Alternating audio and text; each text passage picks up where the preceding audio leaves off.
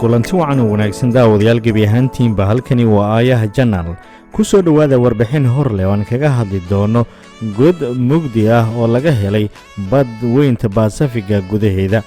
haddii aad jannalkan xuquuq cusub tahay fadlan subscribe inoo saar ku soo biir barnaamijyadeena dib ayaan u sii dardargelin doonaa haddii Ilaahay raali ka noqdo.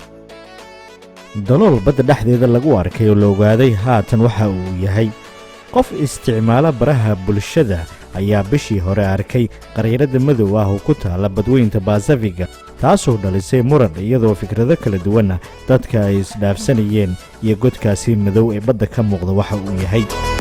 dad badan oo ah kuwa isticmaala baraha bulshada ayaa isweydiiyey waxa uu noqon karo dureelkaasi badda gudaheeda ka muuqda. hadda waxaa la ogaaday in ay tahay jasiirad lama degaan ah ee la yiraahdo Vostok taas oo iyadu ka tirsan jamhuuriyadda Kiribati oo ah waddan ku yaala bartamaha badweynta Baasafiga. jasiiraddan hoos timaada jamhuuriyaddaasi Kiribati ayaa ku taala bartamaha badweynta Baasafiga. daloolka madow ee dhawaan la arkay ayaa badweynta Baasafiga ugu dambeyntii waxa uu noqday mid qarsooma oo la waayo.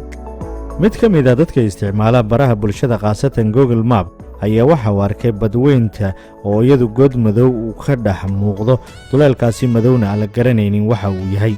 si kastaba ha ahaatee godka madow waxa uu muuqdaa mid ka fog waddamada kale ee jasiiradda taas oo ay wajahayso dad fara badan ee baraha bulshada in ay u isticmaalaan ama ay u adeegsadaan siyaabo kala duwan godkaasi waxa uu yahay. iyadoo taasi laga duulayo fikrado badan oo godkani ay ka dhalatay ayaa arrintan dad badani waxay sheegeen in ay tahay mid aad jahwareer fara badan u leh. fikradaha iyo talooyinka ay soo jeediyeen ayaa u muuqda kuwa muujinaya in waxaani ay yihiin duleel badda gudaheeda ku yaala halka dadka qaarkoodna ay tilmaameen in laga yaabo inuu yahay foolkaano ka dhex qarxay badda gudaheeda gunta hoose. qaar kale ayaa waxay sheegeen in iyagu ay aaminsan yihiin in godkani uu yahay mid mar keliya soo baxay ee qarsooma halka qaar kalena ay yidhaahdeen waa jasiirad qarsoodi ah ama xero ciidan oo ay leeyihiin waddamada waaweyn ee adduunka imika maamula. jasiiraddani qarsoontay oo marka ugu dambeyn kor laga arko ee cirkana madow uu noqdo la moodayo in god weyn badda ku dhex yaalla uu yahay, balse waxaa la sheegay in ay bari ka xigto dalka Australia waxayna u jirtaa masaafo gaaraysa 644 kiiloomitir.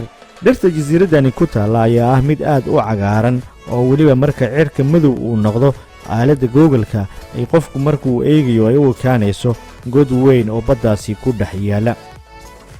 jasiiradaha ku yaala badweynta Baasafiga oo sii koraya saynisyahano ka tirsan jaamacadda Auckland ayaa ogaaday in baaxadda jasiirado dhowr ah ee ku yaala badweynta Baasafiga ay sii kordhayaan inkastoo laga cabsi qabo in uu kor u kaco heerka badda oo mawjadihiisa. jasiiradahaasina ay noqonayaan kuwa aan lagu kalsoonaan karin in la dego ama booqasho loo tago. saynisyahanadu qaarkood waxay ogaadeen in jasiiradaha qaarkood ay sii kordhayaan 8% 70 sano ee la soo dhaafay.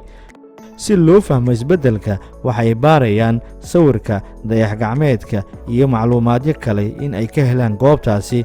cilmi baarayaasha waxay rajeynayaan in caddadu ay ka caawi doonto jasiiradahan si ay ula qabsadaan kulaylka iyo weliba maalmaha soo socda oo ay doonayaan in war cad in ay ka soo saaraan jasiiraddan godka weyn ay ka soo muuqatay badweynta Baasafiga.